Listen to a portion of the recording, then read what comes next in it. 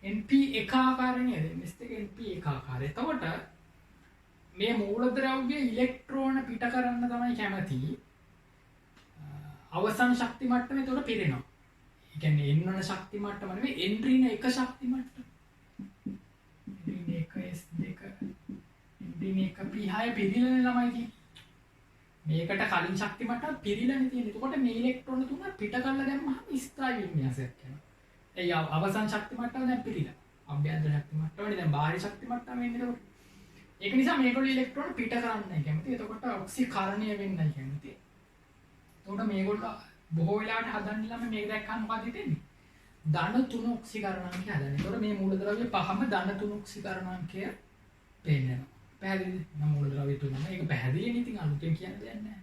දැන් 14 වෙනි කාණ්ඩේ ඊළඟට අහුවන. එතකොට ඒගොල්ලෝ පෙන්නන්නේ මොකද්ද? ධන 4 ඔක්සිකරණාංකය. හරි. එතකොට අනිත් එක තමයි මේ පහළ මූලද්‍රව්‍ය තමයි ධන 1 ඔක්සිකරණාංකයත් හදනවා. ධන 1 ඔක්සිකරණාංකයත් හදනවා. ඒකට හේතුව ඒගොල්ලෝ එක ඉලෙක්ට්‍රෝනයක් පිට කරනවා. ඒකට නිෂ්ක්‍රීය යුගල් ආචරණය කියලා අලුත් කතන්දරයක් කියලා දෙන්න එනවා. නිෂ්ක්‍රීය යුගල ආචරණය කියලා අලුත් සිද්ධාන්තයක් කියලා දෙන්න. මේක ලොකුවට නෑ හොඳේ මේ කාරණා. S ගුණ හොඳට පාඩම් කරලා දැන් ඔයගොල්ලෝ ඉන්නේ දැන් P ගුණුවේ නිකන් කියන්නේ බරට සලකන්න එපා. මම මේ දෙන්නේ විස්තර ළමයි. තේරෙනවද? ඔයගොල්ලෝ රිසර්ච් බුක් එක අරන් බලන්න විස්තරයක් තියෙන. මේ විස්තරය පිළිබඳ යම් දැනුමක් තිබුණා ප්‍රමාණවත්. හරිද? තේරෙනවද? මේ විස්තරය ගැන හොඳට දැනගන්න. හරිද? ඒක මහා බරක් විදිහට ගන්න එපා. කරුණු වැඩි අමාරු කියලා එහෙම හිතන්න එපා. හරිද? නිකන් රිපෝට් එකක් මේක. රිපෝට් එකක් ඕනද මේක කියවලා ඔළුවට ගන්න පුළුවන් ටික ගන්න. හරි. හරි. ඒ කියලා දැම්ම නේද? ඒ කියලා දැම්මනේ. එහෙනම් ඒකට යටතේ පොඩි වාක්‍යයකුත් ලියමු. ඒ කියන එකට වාක්‍යයක් තියෙනවා ලියන්න. සියලුම මූලද්‍රව්‍ය ධන 3 ඔක්සිකරණාංක පෙන්වයි. සියලුම මූලද්‍රව්‍ය ධන 3 ඔක්සිකරණාංක පෙන්වයි. වරහන් තුල කියන්නේ සංයුතාව 3යි. සංයුතාව 3යි. වරහන් ආන.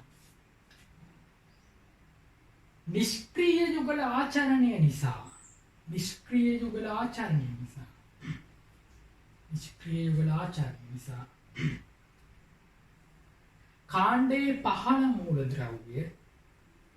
කාණ්ඩයේ පහළ මූලද්‍රව්‍ය ධන 1 ඔක්සිකරණ අංකයද පෙන්වයි. කාණ්ඩයේ පහළ මූලද්‍රව්‍ය ධන 1 ඔක්සිකරණ අංකයද පෙන්වයි. හරි.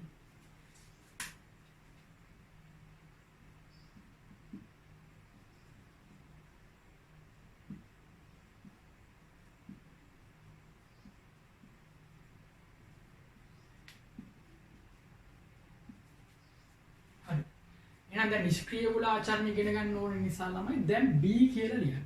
B වල අංක 1 අංක 2 කියලා දෙකක් තියෙනවා. අංක 1 මාතෘකාව තමයි නිෂ්ක්‍රීය යුගල ආචරණ B1 නිෂ්ක්‍රීය යුගල ආචරණ. ඒක මම කියලා දෙන්න හදන්නේ. හරි. නිෂ්ක්‍රීය එතකොට ඒක මහා බරක් විතර ගන්න එපා. හරිද? මේ කරුණ දැනගන්න. නිෂ්ක්‍රීය යුගල ආචරණ කියන්නේ මහ ලොකු දෙයක් නෙවෙයි. මේ අභ්‍යන්තර ඉලෙක්ට්‍රෝන වල යුගල වෙලානේ තියෙන්නේ ළමයි. මේකට වචන කියන්නද මම ඉංග්‍රීසි නම. inert pair effect. inert pair effect කියලා කියන්නේ. ඒතකොට pair කියන්නේ යුගලක්නේ. ඒතකොට මේ මෙන්න මේ වින්‍යාසයේ මෙන්න මේ යුගල එතන තියෙන යුග්මයක්. එතන ඉලෙක්ට්‍රෝන දෙකක් තියෙන. ඒකින්ද ඒගොල්ලෝ මේ දෙක පිට කරන්න කැමති නෑ. තේරෙනවද? මෙයා විතරක් පිට කරනවා. P විතරක් පිට කරනවා. මේ දෙක තියා ගන්නවා. ඒතකොට පොඩි ස්ථායීතාවයක්. ඉතින් මේක විතරක් පිට කරොත් එන්නේ මොකද්ද? ධන 1 ඔක්සිකරණාංකය. තේරෙනවද? තුනම පිට කරුනේ ධන 3නේ. ඉතින් යට මූලද්‍රව්‍ය වල ඒ inert pair effect එක තියෙනවා. කියන්නේ හැම මූලද්‍රව්‍ය වලම inert pair effect එක නෑ. දැන් මේ මූලද්‍රව්‍ය වල inert pair effect එක නෑ. ඒකින්ද ඒගොල්ලෝ හදන්නේ ධන 3 ඔක්සිකරණාංකي පමණයි. යට අය ධන 3ක් හදනවා. ඒගොල්ලන්ට inert pair effect එක තියෙන හින්දා ධන 1ක් හදනවා. පැහැදිලිද? අයනා ලියන නිෂ්ක්‍රීය යුගල ආචරණය කියන එක ලියලා ඒක යටතේ ලියාගන්න. නිෂ්ක්‍රීය යුගල ආචරණය යටතේ ලියාගන්න. අභ්‍යන්තර ශක්ති මට්ටමේ ඇති ඉලෙක්ට්‍රෝන S ඉලෙක්ට්‍රෝන. අභ්‍යන්තර ශක්ති මට්ටමේ ඇති S ඉලෙක්ට්‍රෝන දෙක. මේක S නේ. අභ්‍යන්තර ශක්ති මට්ටමේ ඇති S ඉලෙක්ට්‍රෝන දෙක. න්‍යෂ්ටියට වඩාත් සමීපව.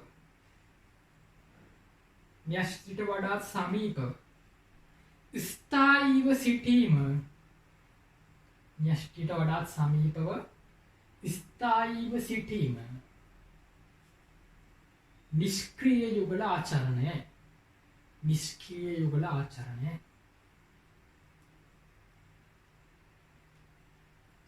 එවිට එම ඉලෙක්ට්‍රෝන දෙක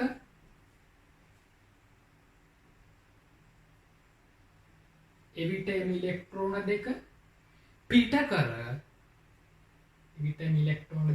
කර ඉහළ ඔක්සිකරණාංක සැදීමේ හැකියාව අඩුයි.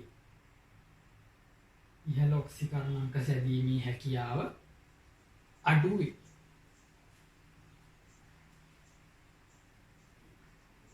දැන් හරි නේද?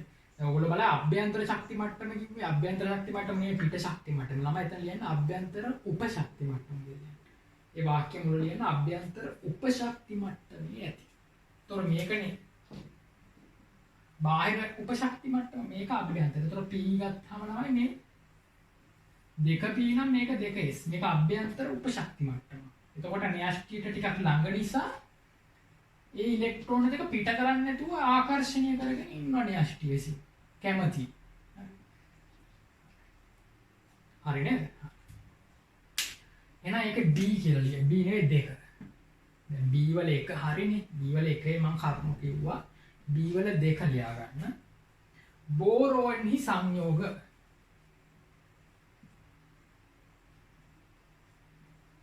බෝරෝන්හි කියන්නේ බෝරෝන් ගැන පොඩි කරුණක් කියන්න තියෙන ළමයි.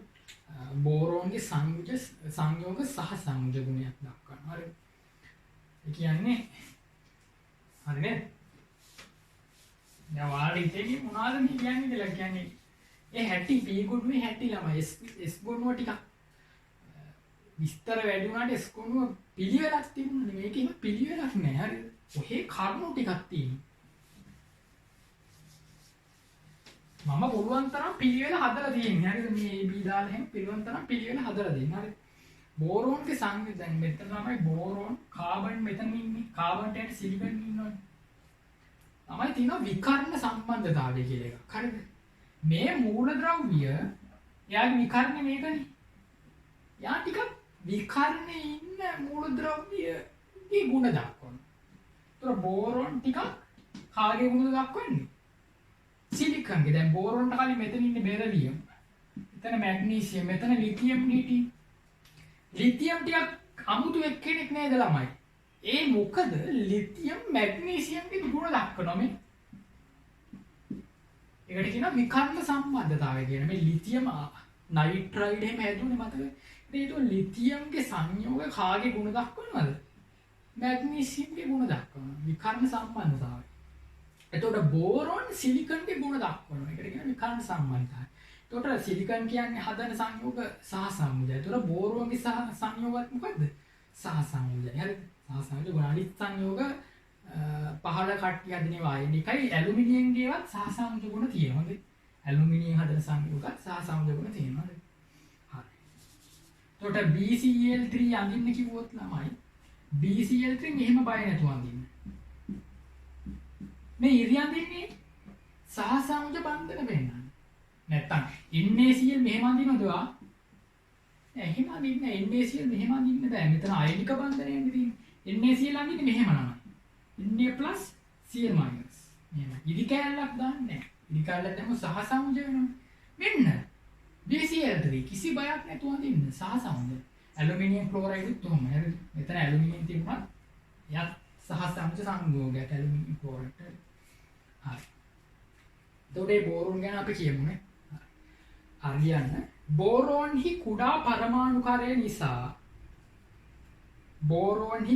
පරමාණුකරය නිසා එය අන්සාමාජිකයන්ගෙන් වෙනස් වේ. බෝරෝන්හි කුඩා පරමාණුකරය නිසා එය අන්සාමාජිකයන්ගෙන් වෙනස් වේ. ඒ අන්සාමාජික මේක යටතේ ලියන්නේ. ඒ අන්සාමාජිකයන්ගේ වෙනස්සේ විකර්ණ සම්බන්ධතාව නිසා බෝරෝන්ට 14 කාණ්ඩයේ සිලිකන්හි ගතිගුණ ඇත. විකර්ණ සම්බන්ධතාවය නිසා බෝරෝන්ට 14 කාණ්ඩයේ සිලිකන්හි ගුණ ඇත. තවද බෝරෝන්හි සංයෝග බොහොමයක්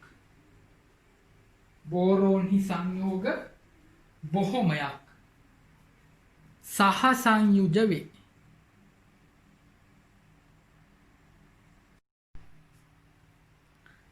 හරි, එතකොට අපිට දැන් තියෙන්නේ හැඳින්වීමේ C. හැඳින්වීම තාම ඉවර නෑ. හැඳින්වීමේ කියන්නේ අංක 1 මාතෘකාවේ C වල අපි ඉන්නේ C. ඒකට ඒකට මාතෘකාවක් තියෙනවා ලියන්න මූලද්‍රව්‍ය වල ගුණ. මොකද්ද? මූලද්‍රව්‍ය වල ගුණ කියලා මේ ටේබල් එක අඳින්න. හරි. කොට හැම එකේම ඔහොම එකක් තියෙනවා. හරිද? ඒ කියන්නේ හැඳින්වීම යටතේ හැම කාණ්ඩයකටම දැන් 14 වෙනි කාණ්ඩේ ගියාම මෙහෙම ටේබල් එකක් ඔයාලට අඳින්න සිද්ධ වෙනවා. 15 වෙනි කාණ්ඩෙට 16 17 හැම එකේම මෙහෙම ටේබල් එකක් තියෙනවා. සමහරට තියෙනවා වෙනස්. සමහර ඒවා විද්‍යුත් ත්‍රිණතාව තියෙනවා. ඉලෙක්ට්‍රෝන කරන ශක්තිය සමහර ඒවා තියෙනවා. අවසාන 17 18 16 17 දෙකට ඉලෙක්ට්‍රෝන කරන ශක්තියත් ඇතුළත් කරලා තියෙනවා. මෙතන නම් තියෙන්නේ මොනවද බලමු. මූලද්‍රව්‍ය පහ තියෙනවා. ඉලෙක්ට්‍රෝන වින්‍යාසය, ලෝහකාර්ය, සහසංයුජය, මෙතන තියෙනවා අයනීය. ඒ කියන්නේ අරවල් තුනක් තියෙනවා. මොකද ලෝහක සහසංයුජ M2+ කියන අයනී කැටායනිකාරය. ඊපස්සේ ද්‍රවාංකය දීලා තියෙනවා. මේ තියෙනවා ඩෙල්ටා H1 කියන්නේ පළමු අයනීකරණ ශක්තිය, දෙවන අයනීකරණ ශක්තිය, තුන්වෙනි අයනීකරණ ශක්තිය. එතකොට මේ ටේබල් එක ලිව්වා කියලා පාඩම් කරන්නේ නැහැ හොඳේ. මේව දුන්නා කියලා කවදාවත් අහන්නේ මේ ද්‍රවාංක අනුපිළිවෙල එහෙම නෑ හොඳේ. අර දැනගන්න ලියන්න මේ ද්‍රවාංක ටික. ලියන්න දැන් බලන්න ගැලියම් ගොඩක් අඩුයි කියලා පේනවා. කියන්නේ මේවා විධිමත් නෑ ළමයි. විධිමත් නෑ. අයනීකරණ ශක්තිය නම් දැනගන්න ඕනේ. අපි පිළිවෙල දන්නවනේ. පහළට යද්දී අඩු වෙනවා කියලා එහෙම දන්නවනේ. එතකොට මේ වින්‍යාස ලියද්දි ළමයි මේ මොකද්ද මේ? මූලද්‍රව්‍යයක් ඇසුරින් තමයි ලියලා තියෙන්නේ.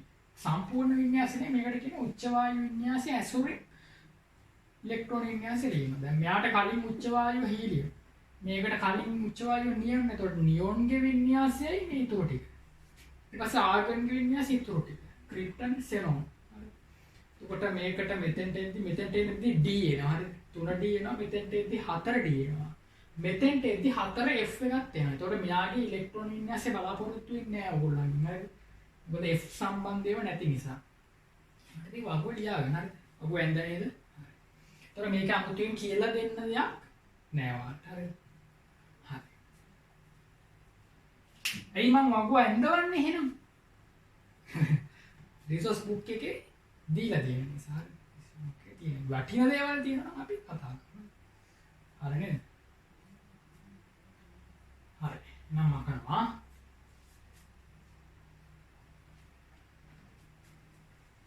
නැක්වා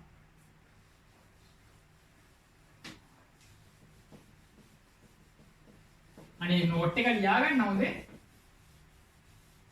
ළමයි තමන් සතුව හැම පාඩමකටම නෝට් එකක් තියෙන්න ඕනේ හොඳේ.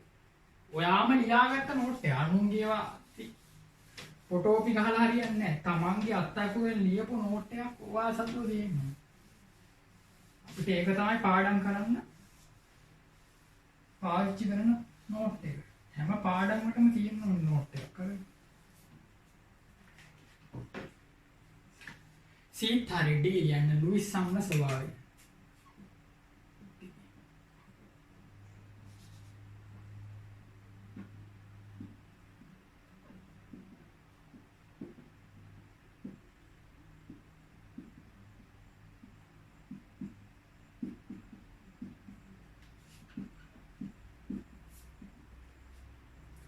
ලුයිස් සම්න ස්වභාවය කියලා කියන්නේ ළමයි ලුයිස් සම්න ලුයිස් බස්ම ගැන ඔයගොල්ලන්ට ඉස්සරහට හම්බ වෙනවා. මම පොඩ්ඩක් කියලා දුන්නා ලුයිස් ව්‍යුහ හදින්න. හරිද? දායක බන්ධන හදන්න. මේ සංයෝග විශේෂයි ළමගේ බෝරෝන් හදන ඇලුමිනියම් හදන සංයෝග විශේෂයි. BCl3යි බන්ධන 3යි හදන්නත් පුළුවන් යාට. ඉලෙක්ට්‍රෝන 3ත් එක්ක බන්ධන 3ක් පිට 3ත් එක්ක. ඇලුමිනියම් අර තියෙන පිට කවචයේ තියෙන සහසං එකනේ අපි සංයුජතා කවචය. සංයුජතා කවචයේ තියෙන ඉලෙක්ට්‍රෝන 3ත් එක්ක බන්ධන 3ක් හදනවා. එතකොට මේ දෙන්නා සහසංයුජයි. සංයෝගී සහසංයුජයි. එහෙනම් එහෙනම් මෙහෙම අපිට ලුයිස් ව්‍යුහක් අඳින්න පුළුවන්. ලුයිස් ව්‍යුහ අඳින්නේ සහසංයුජ සංයෝග වලට විතරයි. දැන් ඇඳලා ඉවර නෑ තාම. අෂ්ටකේ පුරවන්න. ලියන්න නෑ මේ හොඳේ ලියන්න එපා.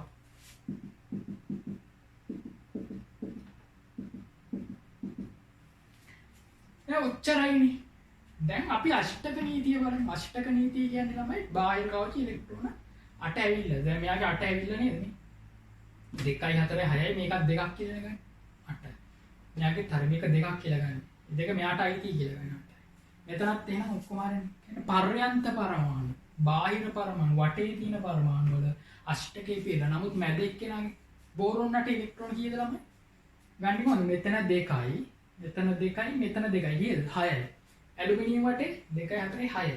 අෂ්ටකේ පිළිලද නැත. කරන්න දෙයක්වත් නැත. අෂ්ටකේ පුරව ගන්න බෑනේ.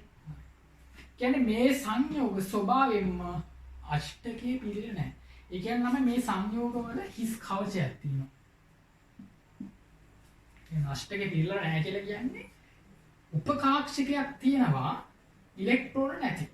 එඳලා බලන්න කොන්න ශක්ති මතකයි නේද? භූමි අවස්ථාව, උත්තේජිත අවස්ථාව, මුහුම් කරන අවස්ථාව කියලා එහෙම ගත්තා. න්යාය මුහුම් කරන මොකද්ද ළමයි? sp2. sp2 මුහුම් කරන. එතකොට එහෙම ඇඳහම මුහුම් කරන අවස්ථාවේදී වාටේ එක තැනක ළමයි හිස් කොටුවක් තියෙනවා. හරි. හිස් කොටුවක් තියෙනවා. එතකොට ඒකේ තේරුම යාගේ හිස් කාක්ෂකයක් තියෙන ඉලෙක්ට්‍රෝන නැති. යා කැමැත්තෙන් ඉන්නවා තව ඉලෙක්ට්‍රෝන දෙකක් ගන්න. එතකොට අෂ්ටකේ පිරෙනවා. මෙයත් එහෙම. ඒක නිසා මෙයා ඉලෙක්ට්‍රෝන දෙකක් තියෙන මෙන්න මේ වගේ සංයෝගයක. මේ ඇමෝනියා බලන්න. ඇමෝනියාගේ ඇඳලා බලන්නකො බියු.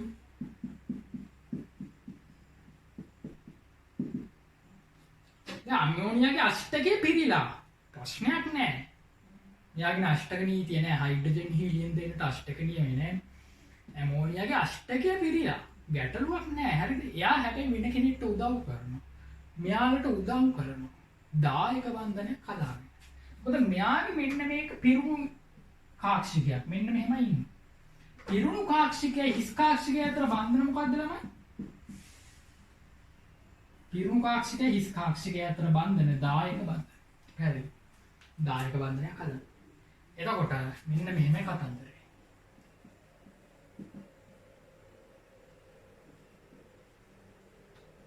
එහෙම වුණාම මෙයාගේ අෂ්ටකේ පිරෙනවා. දැන් මෙයා දායක බන්ධනයක් හැදුවා කියලා මෙයාගේ අෂ්ටකේට මොකක්ද වෙනවද? නැහැ. කලිනුත් අෂ්ටකේ පිරීලා දැනුත් අෂ්ටකේ පිරීලා අරයට උදව් කරනවා. එතකොට ඉලෙක්ට්‍රෝන යුගල දායක කරන්නේ කවුද? මෙයා. යාට කියන ලුයිස් බස්මි. මේ කවුද? ලුයිස් බස්මි.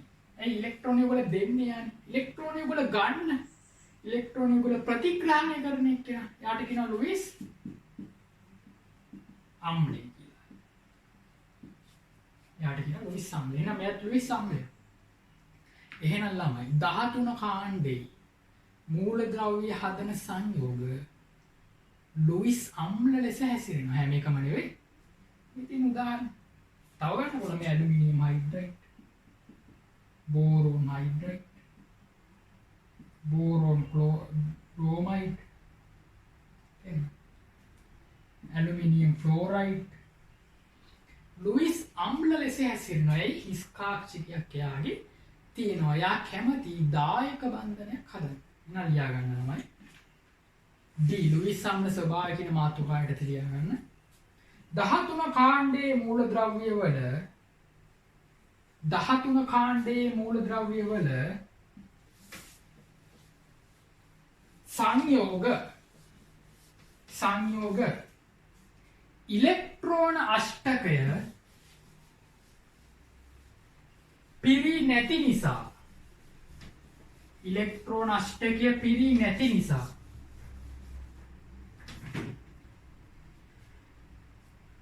හොඳ ලුයිස් අම්ල ලෙස හැසිරේ. හොඳ ලුයිස් අම්ල ලෙස හැසිරේ.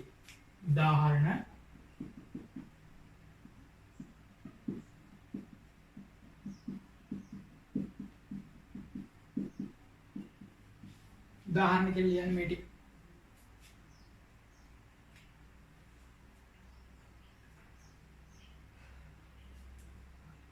පහලින් ලියන්න පහළ පෙළි. මෙම සංයෝග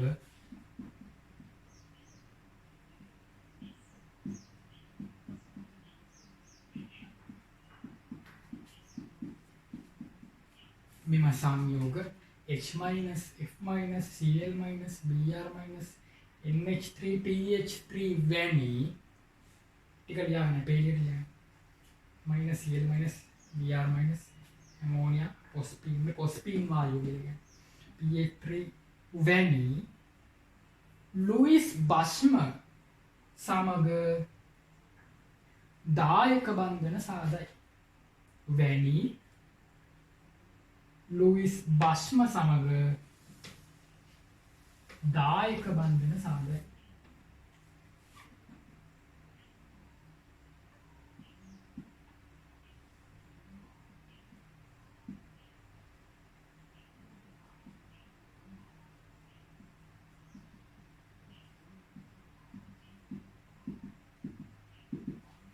මේ F- ළමයි F- වල අෂ්ටකයේ පිරීලා ඊළඟට ඉලෙක්ට්‍රෝන යුගල තියෙනවනේ. H- වල ඉලෙක්ට්‍රෝන දෙකක් තියෙනවනේ. ඒකින්ද ලුයිස් බස්ම ලෙස හැසිරෙන්න පුළුවන්. Cl- මේකට දැන් මේක නම් කොහොමද තියෙනවා කියලා දන්නවනේ ඔයගොල්ලෝ. මේගොල්ලන්ට ලුයිස් බස්ම විදිහට හැසිරෙන්න පුළුවන් ඉලෙක්ට්‍රෝන යුගලක් තියෙන නිසා. හරි. එතකොට ඒක යටතේ ලියාගන්න අපි දායක බන්ධන හදන කට්ටිය.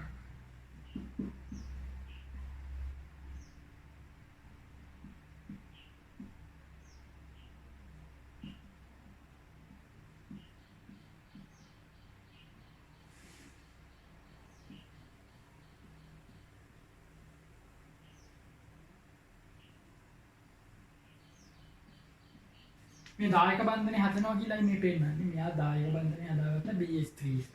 එතකොට එනවා තමයි BH3 එක H- එක එකතු වුණාම මොකද ළමයි හැදෙන්නේ?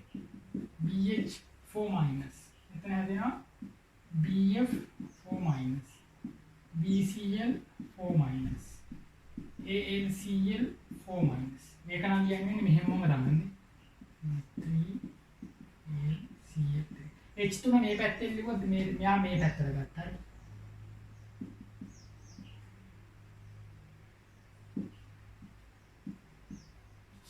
ලියන්න. මේ ටික ලියන්න. ඕනි තරම් ලියන්න පුළුවන් ඉතින් වැඩක් නැහැ.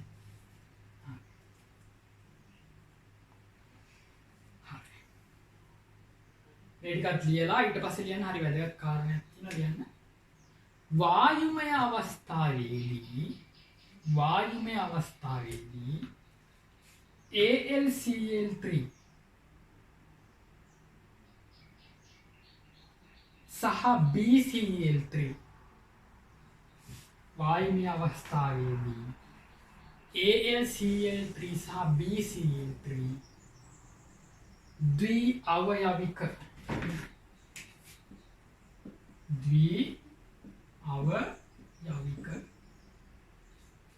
ලෙස පවතී. වායුමය අවස්ථාවේදී BCl3 සහ AlCl3 ද්විඅවයවික ලෙස පවතී. මම කියලා දෙන්නම්. ඔක ටිකක් අහලා තියෙන කාරණාව. ඔක පේපර් වල එහෙම දකින්න ලැබෙනවා. ඉස්සෙල්ලා නම් ගත්තේ AlCl3 විතරයි, මේ පාර දීලා තියෙන BCl3 එකත් ගන්න කියලා. ද්විඅවයවික ඉස්සර නම් ඒ ද්විඅවයවික කිව්ව ගමන් අපේ ඔළුවට එන්නේ AlCl3. හරි. දැන් දෙයක් තියෙනවා. හරි. ඒ කියන්නේ ද්විඅවයවිකයක් කියන ළමයි අණු දෙකක් එකතු වෙලා ඉන්නේ. ඒ කියන්නේ මෙහෙමයි. දෙකයි AlCl3 කියලා කියන්නේ මොකද්ද ළමයි? Al2Cl6 කියන අවස්ථාව. ඒක ඉන්නේ මෙහෙමයි. A වල මෙහෙම අඳිමුකෝ අපි. ඔක ඒ විදිහටම තමයි අඳින්න ඕනේ. හොඳේ අර මෙහෙම හරහට දාන්න එපා. මේ විදිහට අඳින්න. එතකොට තමයි ඔක ලස්සනට ගන්න පුළුවන්.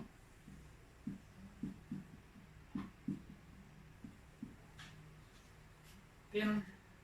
දැන් මේක මාර වැඩේ කියන්නේ පිට ක්ලෝරින් එකක් නැතුව. මේ ක්ලෝරින්ට පුළුවන් ළමයි අෂ්ටකයක්. දැන් යාගේ එක සැරේ උගල තියෙනවනේ 3ක්. මේ ඉතින් යාට පුළුවන් ලුයිස් බස්මයක් වෙන්න. අණුව ඇතුළේම එක්කෙනෙක් ඉන්නවනේ.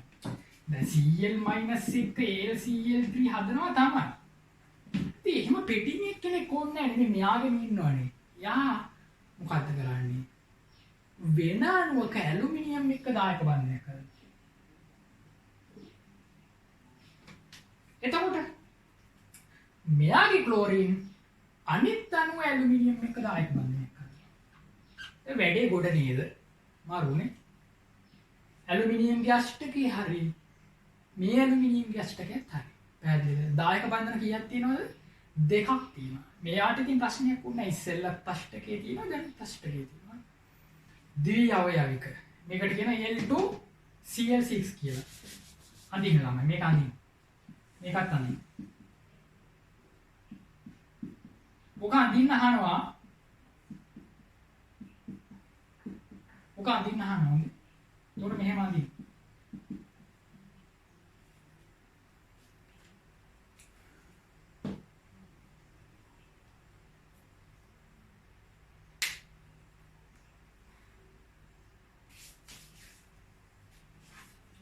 නේ?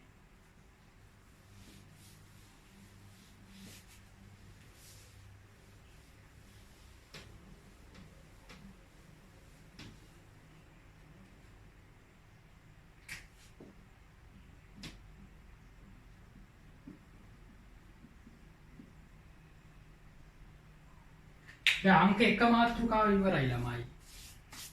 කලින් එකේ මට කියන්න බැරි වුණා. කලින් වගුවක් ඇඳ නේද? ඒ වගුව ඇලුමිනියම් තියෙන තැනින් තරුවක් දාන්න.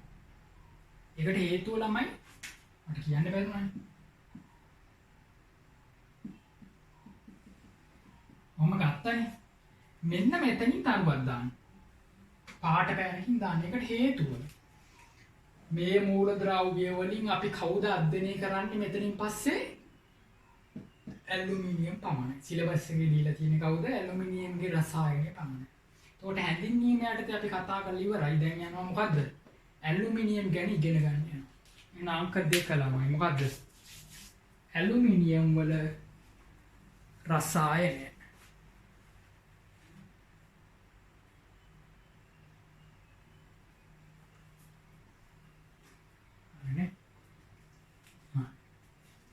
එතකොට ඇලුමිනියම් කියන එක ළමයි පෘථිවි කබල ගත්තොත් තුන්වෙනියට බහුලම මූලද්‍රව්‍ය ඇලුමිනියම්.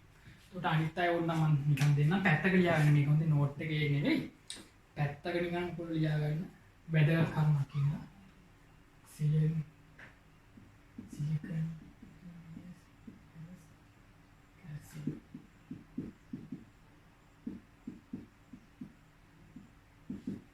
මේ ගන්න වගේ තමයි ඇලුමිනියම් වල තියෙන 108ක් වගේ තියෙනවා. ඔවා පාඩම් කරගන්න අවශ්‍ය නැහැ. ඒ පිළියෙල ටිකක් ඕනේ. මොකද දීලා තියෙනවා හොඳේ ඇලුමිනියම් 3 වෙනියට බහුල එක්කන ඇලුමිනියම් වැඩියෙන් ඉන්නේ කවුද ළමයි? ඔක්සිජන් පෘථිවි කවලේ. ඒතකොට ඔක්සිජන් තනියෙන් නෙවෙයි ඉන්නේ සංයෝගයක ඉන්නේ. යකඩ කියලා හිතුවට යකඩ ඉන්නේ 4 වෙනියට. පෘථිවි කවලේ හරි. එතකොට ඔක පැත්තක ලියාගන්නවා. ලියාගන්න පොඩි වාක්‍යයක්. යන්න පෘථිවි කබලෙහි තෙවැනියට සුලභ මූලද්‍රව්‍ය ඇලුමිනියම් වේ.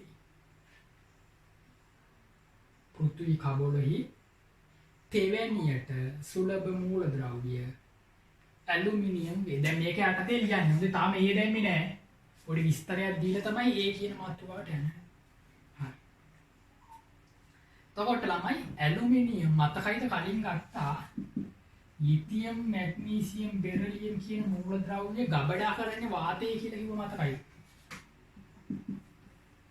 ඇයි වාතයේ තියෙද්දි ඔක්සිජන් එක ප්‍රතික්‍රියා කරලා ඔක්සයිඩ් හදලා ඒ ඔක්සයිඩය පටලයක් වගේ බැඳෙනවා. සවිවරණ වූ පටලයක් කියලා කියන්නේ. සවිවරණ වූ පටලයක් විදිහට ලෝහය වටේ බැඳෙනවා. එතකොට අභ්‍යන්තර ලෝහය තවදුරටත් ප්‍රතික්‍රියා කරන එක වළකිනවා. ඒකට අපි කිව්වා ලෝහය මලීන වෙනවා. ඒක නිසා ලෝහේ පැහැ නැති වෙනවා. හැබැයි ලෝහය ආරක්ෂා වෙනවා. නේද? එතකොට ඇලුමිනියමුත් එහෙම. ඔයාලට එදා කිව්වමද ඇලුමිනියම් එහෙමයි කියලා එදා කිව්වම. හරි. එතකොට ඇලුමිනියමුත් එහෙම. එහෙනම් ඒකටම ලියා ගන්නවා. ඒකටම ලියා ගන්න. ඇලුමිනියම් වාතයේදී Al2O3 ඔක්සයිඩ පටලයක් සාධන අතර ඇලුමිනියම් වාතයේදී Al2O3 ඔක්සයිඩ පටලයක් සාධන අතර එය ලෝහය වටා බැඳී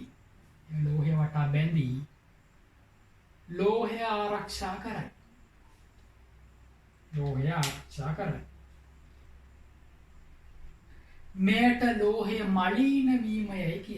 මෙයට ලෝහය මලීන වීමයයි කියයි. ලෝහයේ රිදීවන් සුදු පැහැය. ඔය ඇලුමිනියම් දැකලා තියෙනවද? ළම ඇලුමිනියම් තහඩු දැකලා තියෙනවද? ඇලුමිනියම් භාජන රිදීවන් සුදු පැහැයක් තියෙන්නේ. එවිට ලෝහයේ රිදීවන් සුදු පැහැය නැති වී යයි. එවිට ලෝහයේ රිදීවන් සුදු පැහැය නැති වී යයි.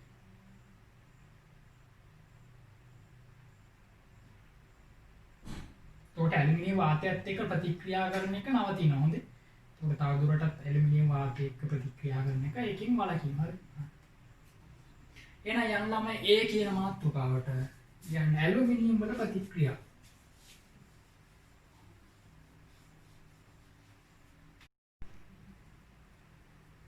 එතකොට ඇලුමිනියම්ගේ ප්‍රතික්‍රියා ටික තියෙන්නේ පොඩ්ඩයි. එතකොට හරි සරලයි. හරි.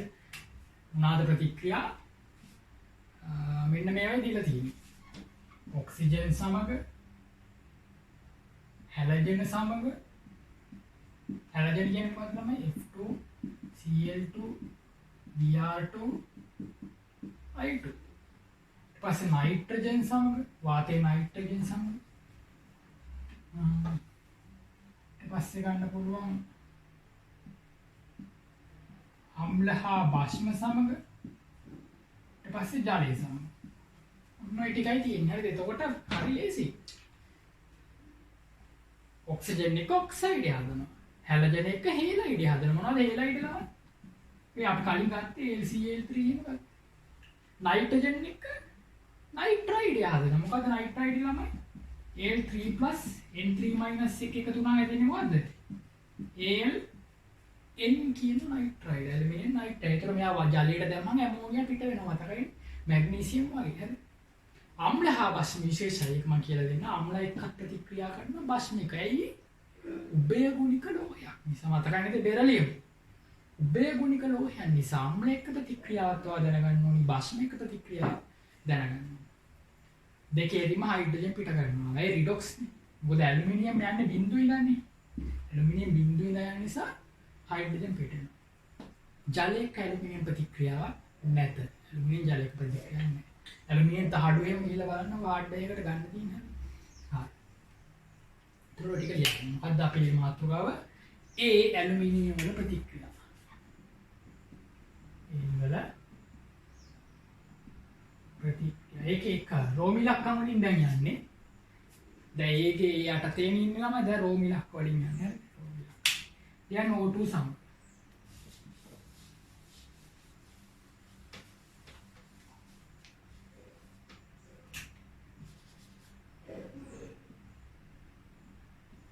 Al solid ධන O2 gas Al2 O3 solid දෙකයි තුනයි හතරයි. Al2O3 දෙන්නේ. ඊට පස්සේ හැලජන් සම.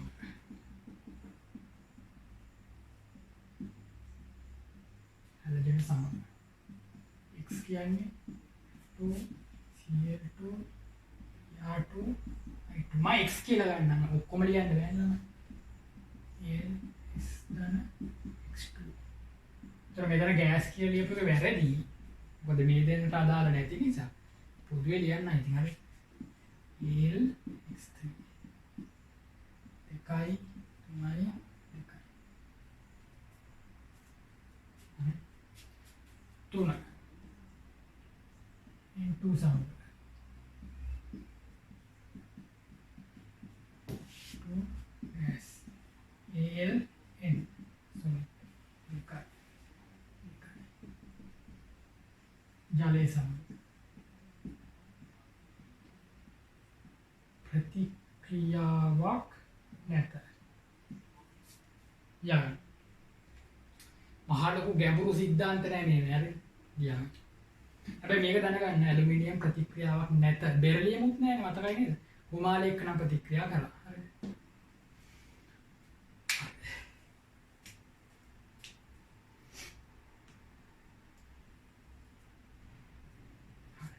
එතකොට ළමයි දැන් මේ ප්‍රතික්‍රියා අපි S ගොනුවේ ගත්ත මතකයි නේද?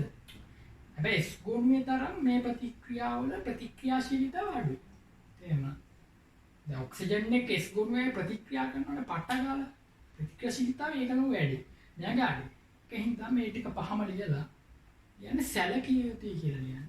සැලකිය යුතුයි කියලා ලියන්න. මෙම ප්‍රතික්‍රියාවල ශීඝ්‍රතාව S ගොනුවේ ලෝහවල ප්‍රතික්‍රියා ශීඝ්‍රතාවට වඩා අඩුය. මෙම ප්‍රතික්‍රියාවල ශීඝ්‍රතාව S ගොනුවේ ලෝහවල ප්‍රතික්‍රියා ශීඝ්‍රතාවට වඩා අඩුය.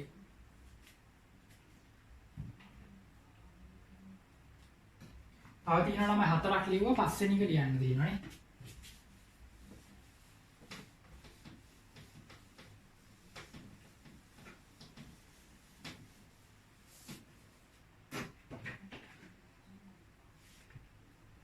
යන්න පහළ වාක්‍යයක් ලියන්න. ඇලුමිනියම් උභය ගුණික නිසා පහට ලියන්න ළමයි. ඇලුමිනියම් උභය ගුණික නිසා අම්ල සමග මෙන්ම භස්ම සමගද ප්‍රතික්‍රියා කරයි.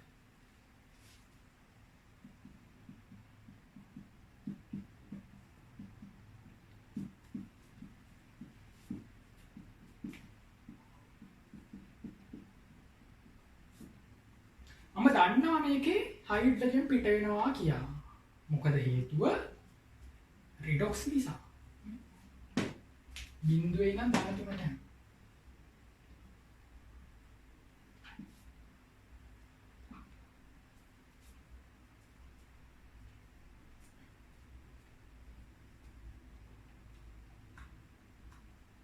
මේ බාරු තුලිතකරණ විදිහේ ඉතින් ඔයගලන්ට පුරුදු වෙලාම ගන්න ප්‍රැක්ටිස් කරලා. එතන ඇලුමිනියම් 3 තියෙන හින්දා මම දැක්ක ඔත්තේ මට ඒක ඉරට්ටේ කරන්න සිද්ධ වෙනවා. ඒකෙන් මම දෙක දැම්මා මෙතෙන්ට දාලා ඇලුමිනියම් හයිඩ්‍රජන් 6ක් දැම්මා. ක්ලෝරින් ගාන ඇලුමිනියම් එකේ ක්ලෝරින් ගාන 6ක් කරා මම මුලින්ම. මෙතනින් තමයි මම පටන් ගත්තේ තුලිත කරන්න. මේක ලියන්න. හරි. දැන් අම්ලනේ දැන් භස්මයට ගමු සෝඩියම් හයිඩ්‍රොක්සයිඩ්.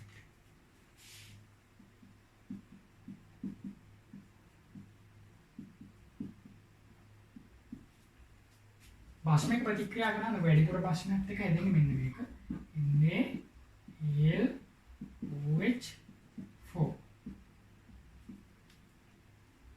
ALOH4 minus නේ තියෙන්නේ. Na එකයි නම් තියෙන්නේ. මේක තමයි හැදෙන්නේ.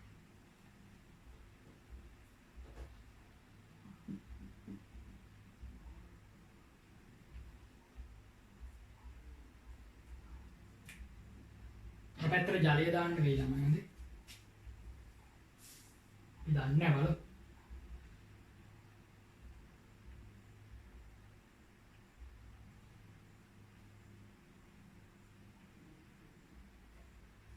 දෙකක් දැම්මා. සෝඩියම් දෙකට එකයි දැම්මා. පස්සේ ජලය දාන්න.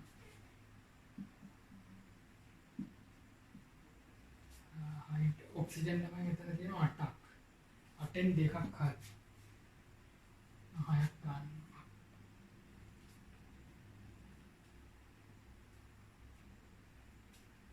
පස්සේ අර 12යි 13 14ක් තියෙනවා.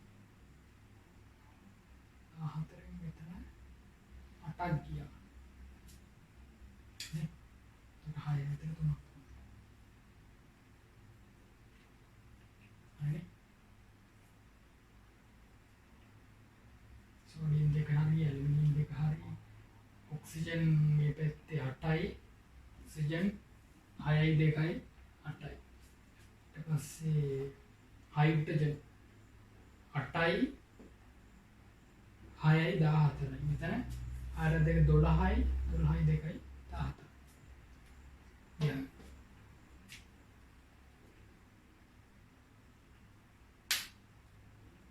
මේ විදිහට තමයි ලියන්නේ සාමාන්‍යයෙන් අපි හරියට පුරුදු වෙලා තියෙන විදිහට ලියන්න. ඉන්නේ ALO2 විදිහට දෙන්නත් පුළුවන් වාට හරි දෙක. ඒක නම් හරි ලේසි. ඔන්න එකක් ලියන්න.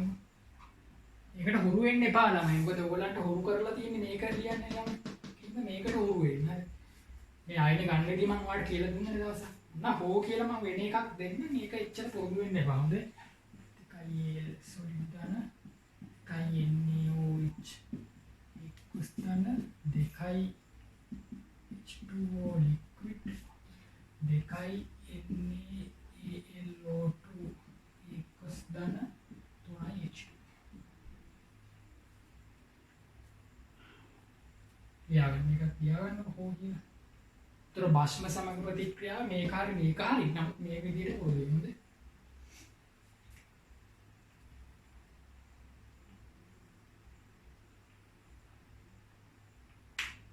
සෝඩියම් ඇලුමිනේට් අවර්ණ ද්‍රාවණයක් හරිද?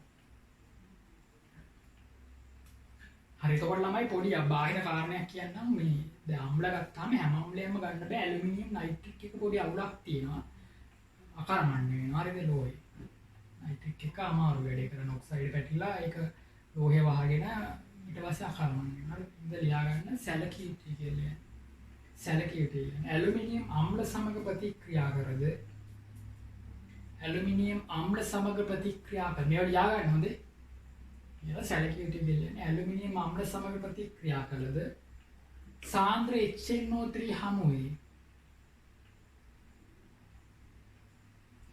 Al2O3 ඔක්සයිඩ පටලය සෑදී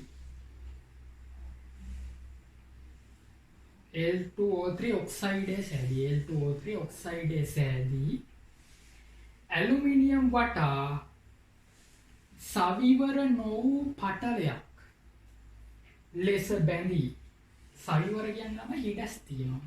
දැනින් දැන අඩුපාඩු තියෙනවා. දැන් සවිවර නොවූ කියන්නේ හොඳටම ඔය ගන්න වෙයිලා. සවිවර නොවූ දැන් පාම්පෙත්තක් සවිවරයි. සිදුරු තියෙනවනේ දැනින් දැන.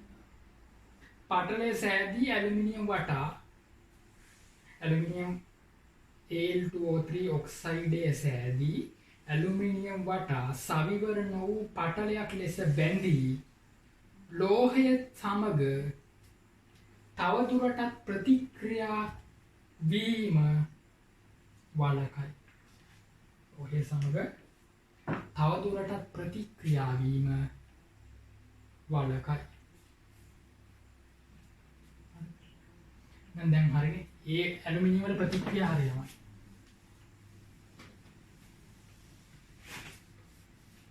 නම් බිලියන්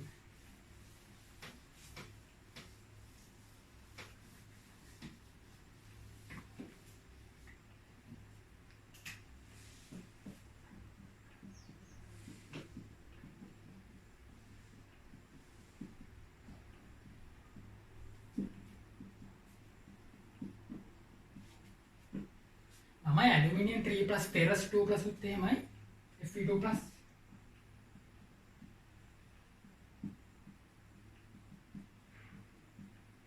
මේ අයන සහිත ද්‍රාවණ ළමයි පොඩි ආම්ලිකතාවයක් දක්වනවා. pH එක 7ට අඩුයි. නෑ ඇලුමිනියම් 3+ ද්‍රාවණයක් ආම්ලිකයි ළමයි. ඒක නිතර අහලා තියෙන ප්‍රශ්නයක්. හරි එතකොට මේ අපි B කියන මාතෘකාව යටතේ අපි කතා කරන්නේ ඇලුමිනියම් 3+ කොහොමද ආම්ලික වෙන්නේ කියන කතන්දරය. එතකොට ප්‍රතික්‍රියා තුනක් තියෙන එක මතක තියාගන්න ඕනේ. කවුරු හරි ස්ට්‍රක්චර් එක ගහුවොත් ඇලුමිනියම් 3+ හි ආම්ලිකතාව පහදන්න කියලා ඒ ප්‍රතික්‍රියා තුනෙන් තමයි පහදන්න. තුනක් නෙවෙයි සමහරට දෙකකින් පහදන්න පුළුවන්. හරි. ඇලුමිනියම් 3+ ලියා ගන්න B. දැන් ඇලුමිනියම් වල රසායනය ඉන්නේ. B මාතෘකාව මොකද්ද? ඇලුමිනියම් 3+ ඒකස් ද්‍රාවණයක් ආම්ලික වේ.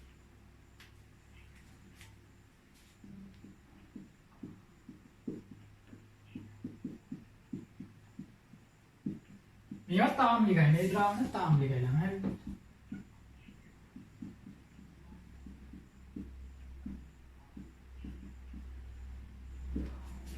අපි හිතනවා ළමයි මේ ද්‍රාවණ සහ ඇලුමිනියම් ද්‍රාවණ තියෙන්නේ මෙන්න මෙහෙම සංකීර්ණ හදාගෙන. මේකට කියනවා කම්ප්ලෙක්ස් එකක් සංකීර්ණයක් කියලා. දී ගොනු විදි තමයි ඔයක ඉගෙන ගන්න. දැනට දැනගන්න මෙහෙමයි කතන්දරේ. ඇලුමිනියම් ජල අණු 6ක් එක්ක එකතු වෙලා මෙන්න මෙහෙම එකක් හදනවා. ඇලුමිනියම්ට ජල අණු 6ක් බැඳිලා ඒක වටේට කොටුව දාලා ධන 3 කියලා දාන්න. තේරුණාද? 3+ කියන ආරෝපණය. එතකොට මෙතන ආරෝපණය හොවොත් මෙහෙමයි හොයන්නේ ඇලුමිනියම් වල ධන 3නේ. ජලයට නෑනේ ළමයි 6 වැඩි කිරීම බිඳුව. එතකොට ධන 3 එනවා නේද? ඒක තමයි උඩින් දාන්න බැහැ. හරිනේ? එතකොට ඇලුමිනියම් අයන ජලයේ තියෙන්නේ කොහමද ළමයි? මෙන්න මේ විදිහට ඉන්නේ. හෙක්සයිඩ් ඇලුමිනියම් අයන කියලා අපි කියනවා මේකට. ඇලුමිනියම් සංකීර්ණයක් විදිහට තමයි ජලය. දැන් මෙයා නිකන් ඉන්නේ නෑ.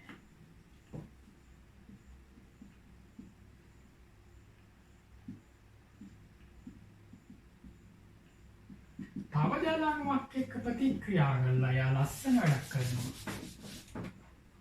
ඒක පොඩ්ඩක් භාගිකව ඉන්නේ. එකයි කතන්දරේ. මෙන්න මේ ජල අණු 6 එක ජල අණුවක් H+ එකක් පිට ගන්නවා. ජල අණු 6ක් ගත් 6 5ක්ම ඉන්නවද? 5ක්ම ඉන්නවා. ජල අණු 5ක්ම ඉන්නවා. එක්කෙනෙක් මේ ජල අණු 6 එක ජල අණුවක් ළමයි කැඩෙනවා H+ ධන OH- කියලා. තේරුණාද? මේ ජල අණු 6න් එක ජල අණුවක් කැඩෙනවා H+ ධන OH- කියලා. OH- එක එතනම ඉන්නවා. එහෙනම් මෙතන OH එක ඉන්නවා තාම. OH- එක ඉන්නවා. මේ H+ එක පිට කරනවා. H+ එක පිට කරනවා. හරි. එහෙනම් මේක සංකීර්ණයි හරි. ඒකස් හරිද? මේ පිට කරන H+ එක මෙයා ගන්නවා. ඒතර මෙයාට හැදෙන්නේ මොකද ළමයි? H2O H+ එකයි මොකද්ද? H3O+. මේක නිසා තමයි ආම්ලික වෙන්නේ. මෙන්න මේ H+ පිට කරන්නේ මෙයා නිසා තමයි ආම්ලික. pH එක 7ට අඩුනේ මෙයා පිට කරනවා කියලා කියන්නේ H3O+ කියන්නේ තමයි ආම්ලිකයි වෙන්නේ. H+ ම තමයි මේ ඉන්නේ. H+ ම තමයි ඉන්නේ. හරි. දැන් මෙතන ආරෝපණය හැදුවේ නෑ මේ. ඇලුමිනියම් ධන 3යි. එතනින් බිඳුවයි. මෙතන ඍණ එකක් තියෙනව නේද? ධන 3යි OH- නේ තියෙන්නේ. ධන 3යි බිඳුවයි ඍණ එකයි කියන තමයි ධන 2යි. එහෙනම් මෙතන කීයද ආරෝපණය? ධන 2යි. හරි. දැන් මේක මහමු. දැන් බලමු අපි මේ සමීකරණේ තුලිතයිද කියලා. මේ පැත්තේ මුළු ආරෝපණය කීයද ළමයි? ධන 2යි, ධන 1යි, ධන 3යි. හරි නේද? ධන 3ට. ප්‍රතික්‍රියා හරි නේද? ඕගොල්ලන්ට පුරුදු මේ ප්‍රතික්‍රියා ඉස්සරහට ඇත්ති වෙන්න මේවා ලියනවා. ඒ හින්දා බය වෙන්න එපා. මේවා හම්බ වෙනවා ඉස්සරහට. අපි අමුතු ඒවා නෙමෙයි ඉස්සරහට මේවා හම්බ වෙනවා. ඉත දැනට නුපුරුදුයි නුහුරුයි නිසා පොඩ්ඩක් අවුල් ගිහිල්ලා ඇත්තේ. ඕගොල්ලෝ. හරි. දැන් තව ප්‍රතික්‍රියාවක් වුණා ලියන්න පුළුවන්. මෙයාගේ ඊළඟ ජල අණුවත් කැඩෙනවා. පියවර විදිහට යන්නේ හරිද? Al H2O5 OH කිනුයි තව ජල අණුවක් එක්ක ප්‍රතික්‍රියා කරලා මෙයාගේ ඉතිරි ජල අණුවත් කැඩෙනවා මොකද්ද? H+ OH- ඉදිරියේ H+ එක මෙයා ගන්නවා. OH- එක එතනම තියෙනවා. මොකද්ද මෙතන එන්නේ? Al. දැන් H2O කීයද ළමයි? 4යි. OH කීයක් තියෙනවද දැන්? 2යි. ඇයි? OH කලින් හිටියා. එක ජල අණුවක් කැඩිලා එනේ OH එකත් මෙතෙන්ට එනවා නේද? දැන් OH 2යි. හරිනේ අණුව. ඒකස් ධන මේ H+ එක මෙයා ගන්න. එතකොට මොකක්ද වෙන්නේ? H3O+. ආයි කියනවා දැන් ඕක දිගට වෙනවා. එතකොට දිගටම ලියන්නේ ඈ. ජල අණුව කැඩිලා මාධ්‍යයට දෙන්නේ S+. මාධ්‍යයට දෙනවා H+. මාධ්‍යයට H+ දෙන නිසා ද්‍රාවණය ආම්ලික වෙනවා. තේරුණානේ? එතකොට මේක තමයි ලියන්න ඕනේ. මේක ආරෝපණය තුලිත කරන්නේ නැහැ. මෙතන ඇලුමිනියම් වල ධන 3යි. මෙතනින් බිඳුවයි. මෙතන ඍණ එකේව දෙකක් තියෙනවා මේ. දෙකක් තියෙනවා. ධන 3යි ඍණ 2යි කීයද ළමයි? ධන 1යි.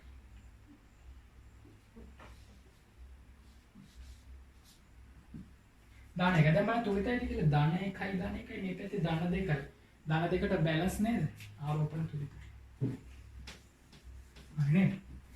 लिया गන්න පොයින්ට් විදියට ලියන්න පළවෙනි දැන් පොයින්ට් ඉදිරිය ලියන්න පළවෙනි පොයින්ට් එක ලියලා මේ ප්‍රතික්‍රියාව ලියන්න. එහෙමයි කරන්නේ. ලියන්න පළවෙනි පොයින්ට් එක ලියන්න. පළවෙනි පොයින්ට් එක. ඇලුමිනියම් 3+ අයන ජලයේදී ඇලුමිනියම් 3+ අයන ජලයේදී පහත පරිදි හෙක්සා ඇලුමිනියම් අයන ලෙස පවතී. හෙක්සා කියන්නේ ළමයි හයන් කියන එකට.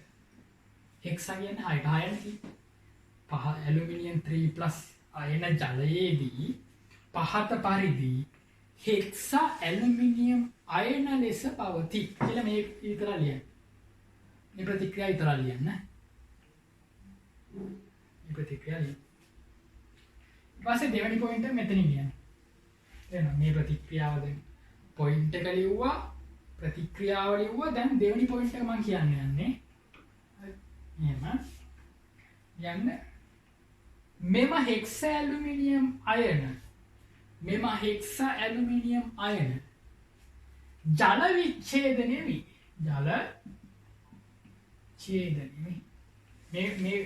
මෙන්න මේකට කියනවා තමයි ජල විච්ඡේදනය. මේ ජලයත් එක්ක මේ ප්‍රතික්‍රියා කරන ප්‍රතික්‍රියාවට කියන ජල විච්ඡේදනය. ඊළඟට මෙම හෙක්සා ඇලුමිනියම් අයන ජල විච්ඡේදනය වී මාධ්‍ය කියන්නේ සොලියුෂන් එක හරි. මාධ්‍යයට H+ මුදා හරි. මෙම හෙක්සා ඇලුමිනියම් අයන ජල විච්ඡේදනය වී මාධ්‍යයට H+ මුදා හරි. ඊළඟ මේ දෙකිය. මේ දෙකම ලියන්න. මේ ජල විච්ඡේදන ප්‍රතික්‍රියාව නේ. H+ කියන්නේ මේකම තමයි. H3O+ කියන්නේ H+ තමයි. හරි. හරි දැන් මේ දෙකත් ලියුවනේ. ඊට පස්සේ ආයෙ අන්තිම පොයින්ට් එක. මේ දෙක ලියලා අන්තිම පොයින්ට් එක ලියා ගන්න. එනම් Al3+ ජලීය ද්‍රාවණයක් ආම්ලිකය. එනම් Al3+ ජලීය ද්‍රාවණයක් ආම්ලිකය. එනම් Al3+ ජලීය ද්‍රාවණයක් ආම්ලිකය.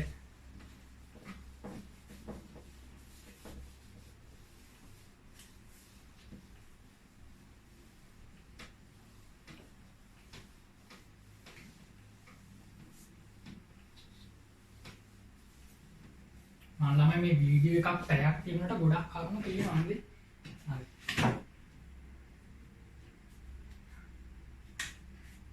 මාතෘකාව.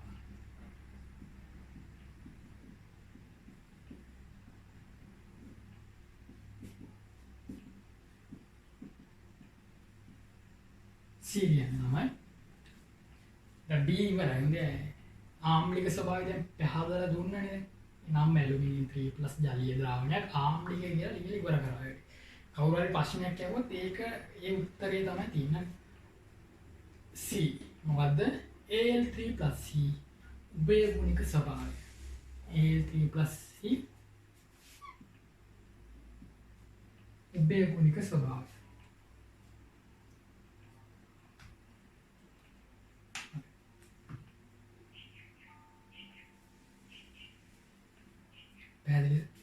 මම දැන් මේ කියන්න යන එක මාර වැදගත්. හරිද? කලින් කිව්වේ ළමයි ඇලුමිනියම්ගේ උභයගුණික ස්වභාවයනේ. ඇලුමිනියම් කියන මූලද්‍රව්‍යයේ උභයගුණික ස්වභාවය කොහොමද ගත්තේ? HCl එකයි ඇලුමිනියම් කියන මූලද්‍රව්‍ය NaOH එකයි ප්‍රතික්‍රියා දෙක මම ලියලා දුන්න මතකයිනේ. ඒවැ පිට වුණා ළමයි හයිඩ්‍රජන්. මොකද මේ ප්‍රතික්‍රියා දෙකම රිඩොක්ස් නිසා. දැන් මම පහදන්න යන්නේ මොකක්ද? ඇලුමිනියම්ගේ උභයගුණික ස්වභාවය නෙවෙයි. මොකක්ද? ඇලුමිනියම් 3+ හි උභයගුණික ස්වභාවය. මතක තියාගන්න.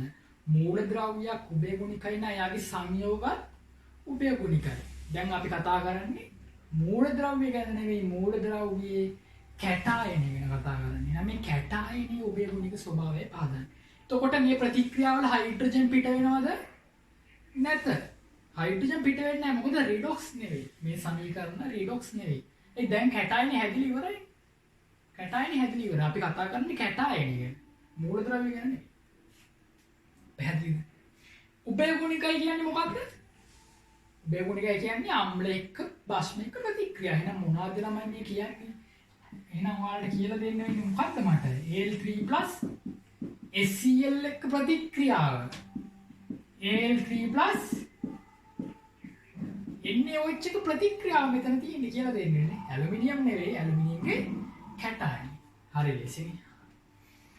හරි. මෙන්න මේ පළවෙනි එක නම් හරි ලේසි. මේ දෙවෙනි එක නම් මාර වැදගත්. මේ දෙවෙනි එක තමයි පියවර දෙකකට වෙන්නේ. මූලද්‍රව්‍ය වගේ නෙවෙයි. කැටායනේ වෙන්නේ පියවර දෙකකට. මාර වැදගත්. හරි. කියන්න ඇලුමිනියම් උභයගුණික ස්වභාවය කියලා ලියන්න. පළවෙනි පොයින්ට් එක. ඇලුමිනියම් 3+ ජලීය ද්‍රාවණයක්. ඇලුමිනියම් 3+ ජලීය ද්‍රාවණයක්.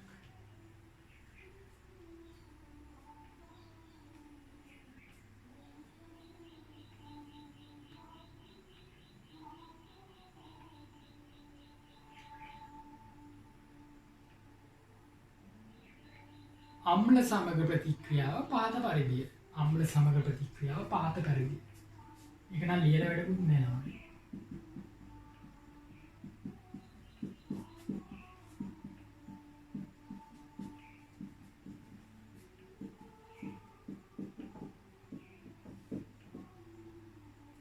තේරුණා? ඒක ලියලා වැඩකුත් නෑ.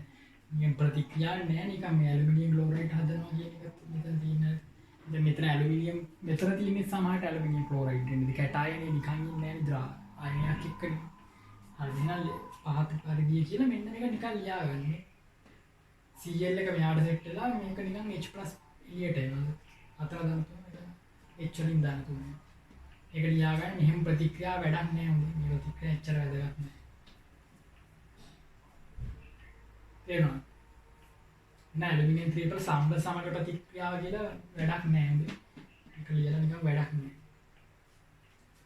හරි ඊළඟ පොයින්ට් එක ලියන්න. ඇලුමිනියම් 3+ ජලීය ද්‍රාවණයක්.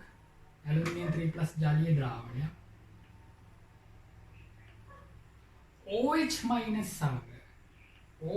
සමග පියවර දෙකකට ප්‍රතික්‍රියා වේ.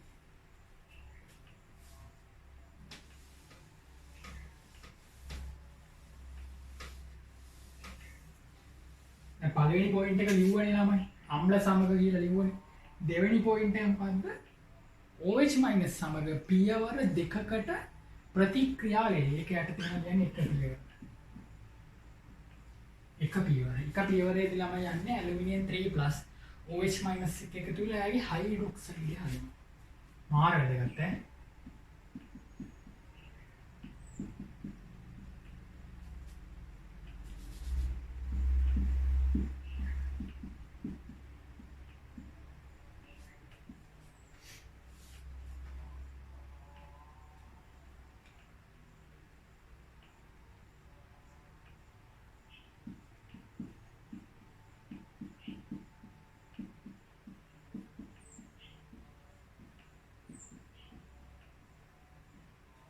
උනා මෙතන OH- තුනක් දාන්න පුළුවන්. හරි.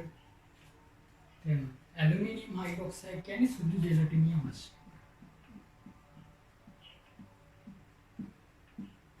ජෙලි එකක් වගේ සුදුයි ජෙලි කැලලක් වගේ සුදු ජෙලටිනි අංශ. එහෙනම් ලියන්න ළමයි පහත පාරේ පියවර දෙකකට ප්‍රතික්‍රියා කරලා කියලා ලිව්වනේ එක පියවර කියලා මේක ලියන්න. එහෙනම් හැදෙන්නේ මොකද්ද? හයිඩ්‍රොක්සයිඩ් ආක්සයිඩ්. මම ඉස්සරහට ඔක නියමයට කියලා දෙනවා හොඳ විශ්ලේෂණ රසායනයේ. එතනත් ඉගෙන ගන්න. සෙල් කපිය. දැන් දෙක පියවර.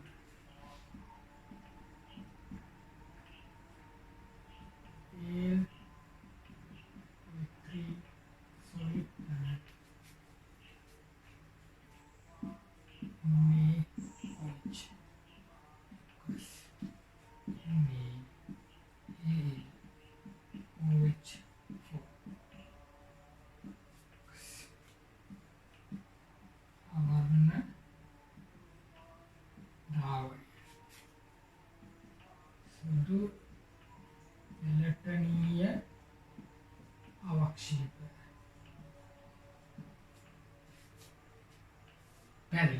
දෙක පියවර කියලා මේක ලියන්න. මොකද්ද වෙන්නේ ළමයි? ඒ ලැබෙන අවක්ෂේපය වැඩිපුර එන්නේ ඔච්චම්. ඒ කියන්නේ දැන් NOH දදා යන පියවර දෙක කියන්නේ මේක. ඉතින් ඔයාලට මේක ඔයාලා ජීවිතේ අහන පළවෙනි වතාවනේ ළමයි. ඉස්සරහට නිතරම අහුවෙනවා. හරිද? ජීවිතේ අහන පළවෙනි වතාවින්ද හොඳට අහගන්න. මෙන්න මේගොල්ලෝ තමයි මේ කතන්දරය කරන්නේ. මෙන්න මේගොල්ලෝ.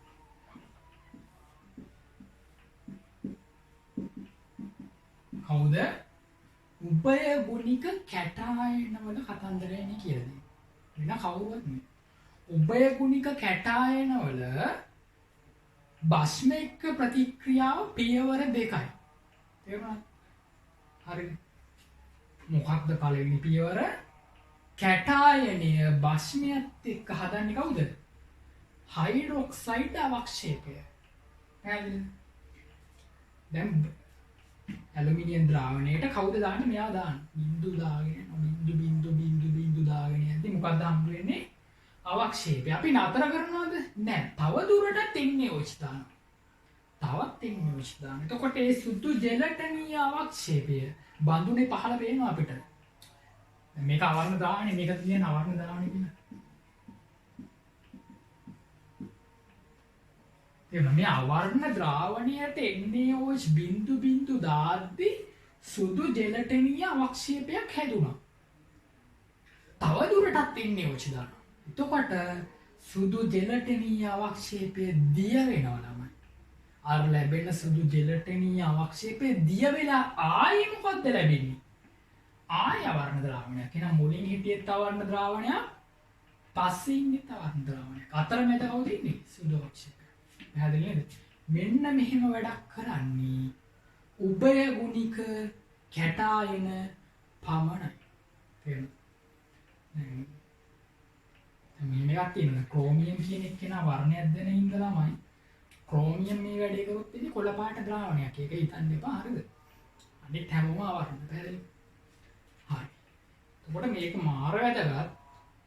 හරිද? උභය ගුණික ස්වභාවය කැටායනේ. මෙයාවද? මෙයා දැකලා පුරුදුයි.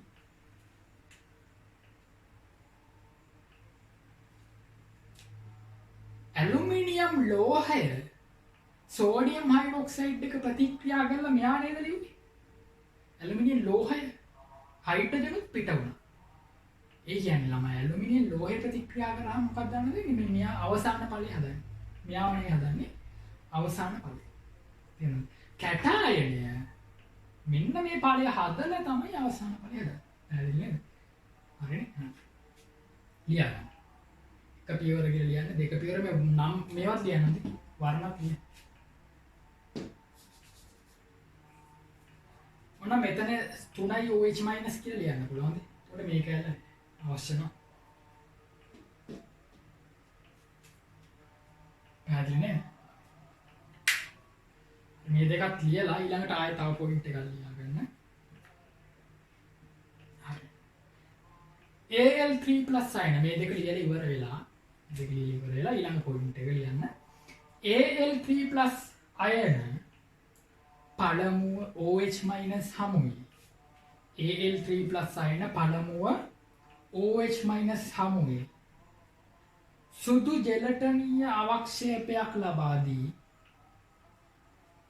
සුදු ජෙලටනීය අවක්ෂේපයක් ලබා දී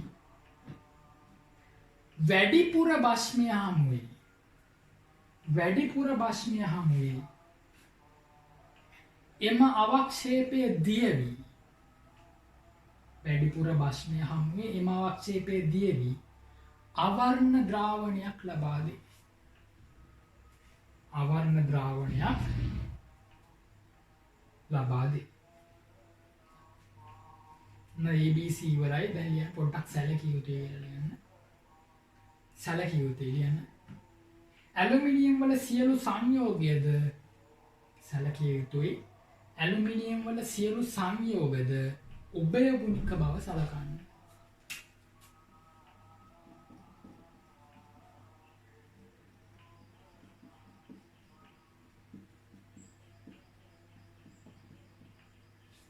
සැලකිය යුතුයි ඇලුමිනියම් වල සියලු සංයෝගද උභය ගුණික බව සලකන්න කියලා උදාහරණ කියලා මේ තුන ලියන්න. තව තියෙනවා උදාහරණ කියලා මේ තුන ලියන්න.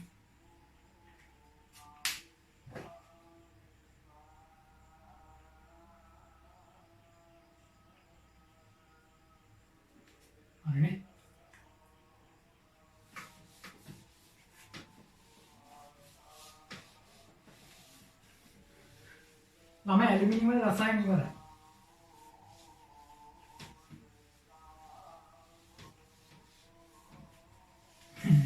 ඇලුමිනියම් වල රසායන ඉවරයි කියන්නේ ළමයි 13 වෙනි කාණ්ඩේ ඉවරයි කියන්නේ. හරිද? ඒකට දැන් අංක 2නේ දුන්නේ ඇලුමිනියම් වල රසායන අංක 3 ලියා ගන්න.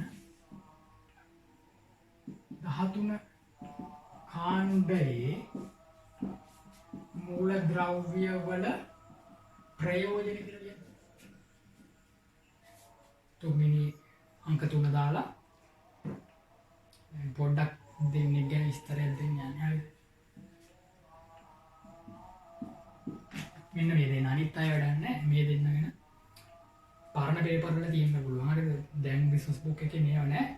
මට පරණ පේපර් වල ඕගලන්ට අහු වෙන්න පුළුවන්. හරිද? මූලද්‍රව්‍ය වල ප්‍රයෝජන වල දැන් ඇලුමිනියම් කියන ලෝහය ගන්නවා ළමයි මිශ්‍ර ලෝහ හදන්න. ගුවන් යානා, නැව්, ඊට පස්සේ කර්මාන්ත ශාලාවල ලෝහ වර්ග හදන්න, මිශ්‍ර ලෝහ හදන්න මේක පාවිච්චි කරනවා. හරිද? බෝරෝන් ගන්නවා ළමයි න්‍යෂ්ටික බලාගාර තියෙනනේ ලංකාවේ නෑ න්‍යෂ්ටික බලාගාර. ඒ ජපානයේම ඇමරිකාවේ රටවල් වල තියෙනවා න්‍යෂ්ටික බලාගාරයක් සාමාන්‍යයෙන් විදුලිය නිපදවන්න ගන්න. ලංකාවේ විදුලි අර්බුදයක් තියෙනවානේ. එතකොට ලංකාවේ විදුලි අර්බුදයට එක න්‍යෂ්ටික බලාගාරයක් හැදුවා නැති. මට හදන්නේ නෑ හරි භයානක නිසා. හරි. මොකද ඒකෙන් අන්තිමට හැදෙන අපද්‍රව්‍ය එහෙම තියන්න දාන්න දිහාවක් නෑ. හරි. අරගොල්ලොත් කරන්නේ ලොකු කොන්ක්‍රීට් කුට්ටි වල දාලා මුහුදු යටට දාන එක කරන්නේ. හරි. අභ්‍යවකාශයට ගිහින් දාන්නත් බෑ ගාන මේ යන වියදම වැඩිනේ ළමයි. එතකොට න්‍යෂ්ටික බලාගාර වලින් විදුලිය නිපදවන එක හරි ඒක ඉෆෙක්ටිව්. ඉෆෙක්ටිව් කියලා කියන්නේ පරිසර දූෂණය නැත්තම් හරි ලාභයි. හරිද? ලාභදායකයි හැබැයි භයානකයි. ඒකින්ද ලංකාවේ නෑ පිට රටවල තියෙනවා. එතකොට අධික උෂ්ණත්වයක් යටතේ අධික විකිරණ යටතේ තමයි අපි මේ ප්‍රතික්‍රියා සිදු කරන්නේ න්‍යෂ්ටික ප්‍රතික්‍රියා දන්නවනේ. එතකොට මේ න්‍යෂ්ටික ප්‍රතික්‍රියාවල තමයි නියුට්‍රෝන එහෙම පිට වෙනවා. එතකොට මේ නියුට්‍රෝන අවශෝෂණය කරගන්න බෝරෝන් යොදා ගන්නවා. නියුට්‍රෝන අවශෝෂකයක් විදියට. හරි. එහෙනම් ලියා ගන්න 13 කාණ්ඩයේ මූලද්‍රව්‍ය වල ප්‍රයෝජන වලට ලියන්නේ බෝරෝන් කියලා ලියලා ඒක යටතේ ලියන්නේ.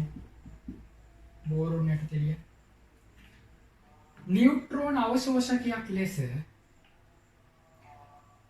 නියුට්‍රෝන අවශෝෂකයක් ලෙස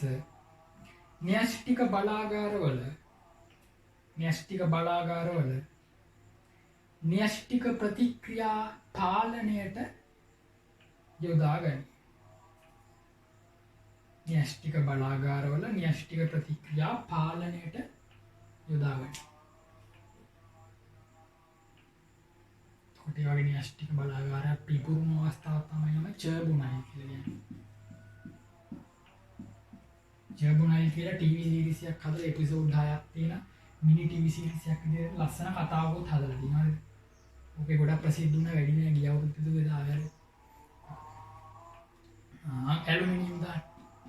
හරි බාන්නකයි පිපුරන මිනිස්සු ගාන මරුණානේ. ඇලුමිනියම් යටතේ ලියන්නේ ගුවන් යානා, නැව්, මෝටර් රථ,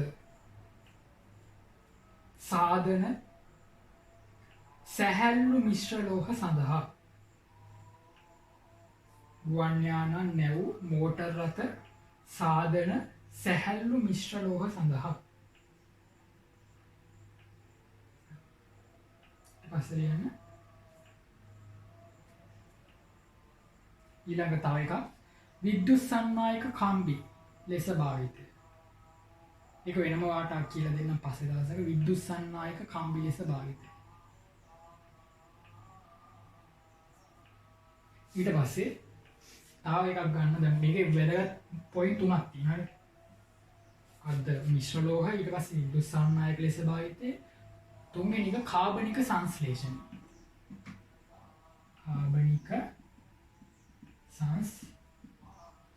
කාබනික රසායන හම්බුන්නේ නෑ ඔයගලන්ට. එතකොට ඔක ඔළුවට යනවා කාබනික සංශ්ලේෂණය මේ ඇලුමිනියම් ක්ලෝරයිඩ් එහෙම ළමයි ඕගැනික් වල කාබනික රසායන නිතර පාවිච්චි කරන සංයෝගයක්. ඒතකොට ඒක වැදගත් කාබනික සංශ්ලේෂණයේදී හරි වැදගත්. හරි. දෙවැනි එක විද්‍යුත් සන්නායක හම්බි ලෙස භාවිතය මම ඔයාලට කියලා දෙන්න. හොඳ මේවා තමයි ළමයි මේ.